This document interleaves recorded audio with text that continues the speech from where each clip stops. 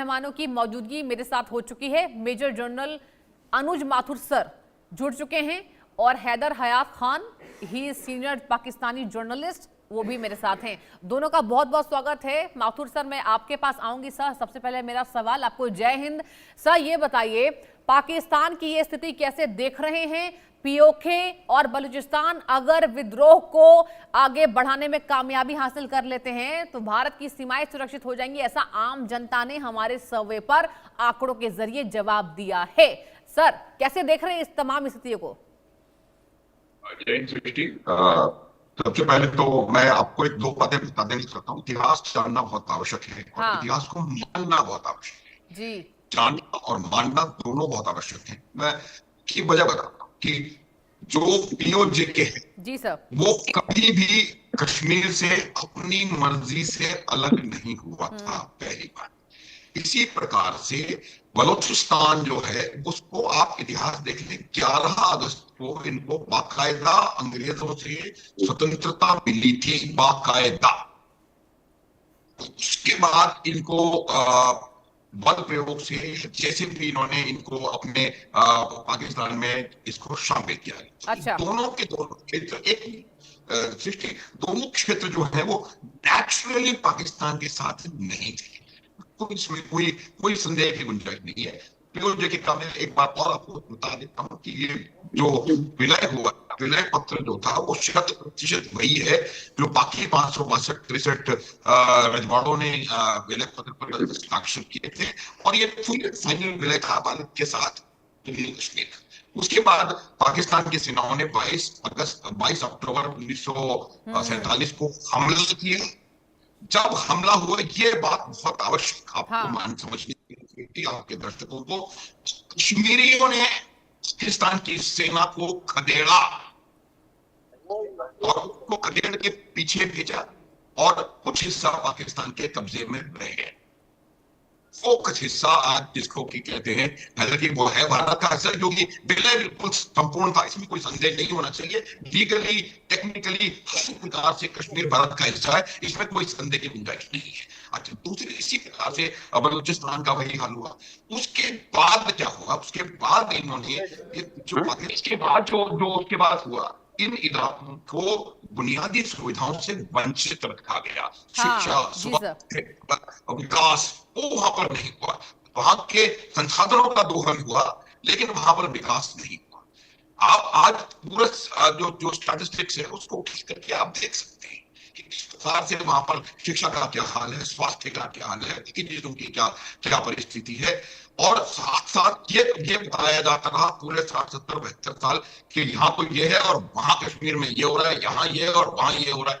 आज जब कश्मीरी चीज को देख रहा है कि किस तरह से वो कश्मीर जो है वो विकास और प्रगति के पथ पर अग्रसर है, इस तरह से वहां पर 150 किलोमीटर प्रति घंटे की रफ्तार से वंदे भारत दौड़ रही है, किस प्रकार से वहां लगातार टनल्स बन रहे हैं, मेडिकल कॉलेजेस हैं, इंजीनियरिंग कॉलेजेस हैं, IIM से IIT से। कहने का अर्थ यह कि जो झांसा दिया गया और वो झांसा दे करके वहां पर आतंकवाद को पनपाया गया, आज पाकिस्तान के कश्मीर में आतंकवाद के अड्डे के अलावा मुझे लगता नहीं कोई बहुत बड़ी वहां पर तरक्की हुई है। और कई किस्म के आतंकवादी अड्डे, उनके ट्रेनिंग सेंटर्स, उनके लॉन्च पैड्स, कुछ पीओजे के में। उसके अलावा बलूचिस्तान का भी यही हाल है। ये आप समझने की कोशिश करो। बलूचिस्तान के लोगों की ये मानते हैं कि उनके साथ भेदभाव हुआ है, उनके जो संसाधन है उनका शोषण दोहन हुआ है, उनके साथ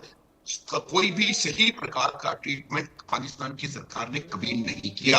और उसके अलावा ये बात मैं अक्सर कहा करता हूं कि जब आपके पास आप इस बात से कन्विंस्ड होते हैं कि हर समस्या का समाधान बल प्रयोग से निकाला जा सकता है, गोली बारूद के दम पर उसको दबाया, आक्रोश को दबाया जा सकता है, तो आप लोग वहां पर गलत होते हैं।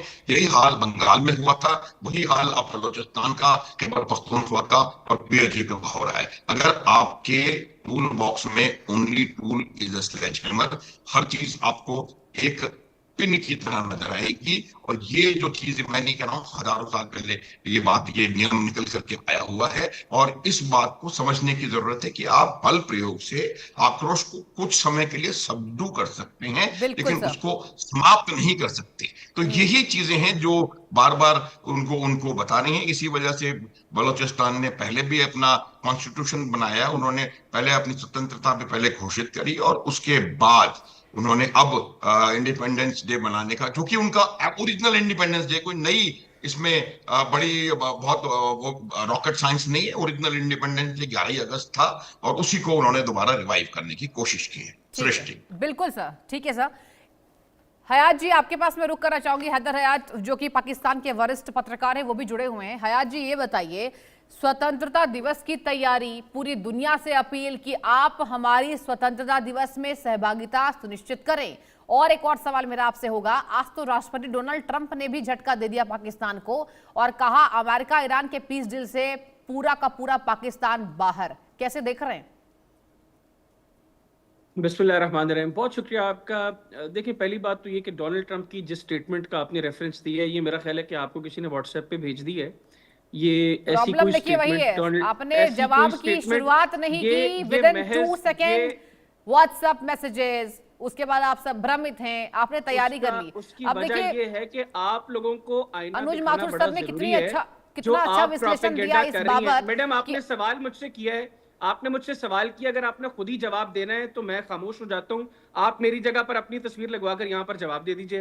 और अगर आप तो चाहती हैं डोनाल्ड कि ट्रंप मैं का आपको मैसेज जवाब देखिए, आप दूं, मत बोलिए कि व्हाट्सएप मैसेज है। आपने सवाल आप बातों किया है, पर अगर आप तथ्य चाहती रखिए, हैं कि मैं आपको बीच में जवाब टोकूंगी ही दूं, नहीं। तो खामोशी से जरा सुने। मैंने 10 मिनट खामोशी से जनरल साहब का प्रोपेगेंडा और आपकी तरफ से जो जहर उगला गया है, मैंने खामोशी से 10 मिनट सुना इसको। तो अब काइंडली जरा थोड़ा सा जर्नलिस्टिक एथिक्स जो है ना, वो उसका जो तकाजा है वो पूरा कीजिए। सवाल किया, अब जवाब का एथिक्स आप पूरा कीजिए, आप कह रहे जहर उगलना। मैं आपको, आप पूरा इनिशिएट करें, मैं पूरा कर दूंगा। आप इनिशिएट करें, मैं पूरा कर दूंगा। चलिए, ठीक है, ठीक है, बताइए। डोनाल्ड ट्रंप एक तरफ पाकिस्तान को बाहर कर चुके हैं और पाकिस्तान के टुकड़े टुकड़े होने वाले ये नजर आ रहा है, इस पर जवाब दीजिए। चलिए मैं सुनती हूँ आपको, चलिए बोलिए जी। सुनिए, बहुत शुक्रिया आपका। पहली बात तो ये कि मैं आपको चैलेंज करता हूं कि आपने सवाल में जो डोनाल्ड ट्रंप की स्टेटमेंट का हवाला दिया, किसी क्रेडिबल गोदी मीडिया का नहीं चलाना, किसी क्रेडिबल न्यूज आउटलेट की तरफ से ये रिपोर्ट मुझे दिखा दें।